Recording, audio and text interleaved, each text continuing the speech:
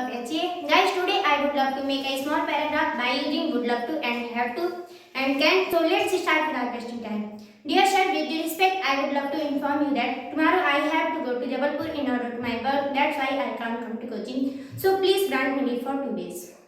Next, dear sir, I would love to inform you that yesterday suddenly I had to go to Riva in order to my work. That's why I couldn't come to coaching.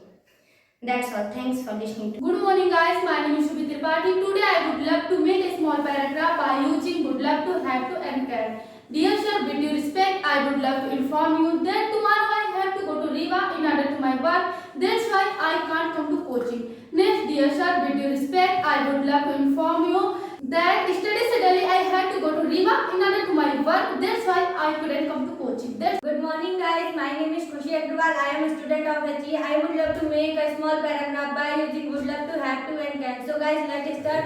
I would love to inform you that sir, yesterday I had to go to Jabalpur in order to my work. That's why I couldn't come to coaching. Next, sir, with due respect, I would love to inform you that tomorrow I have to go to Jabalpur in order to my work. That's why I can't come to coaching.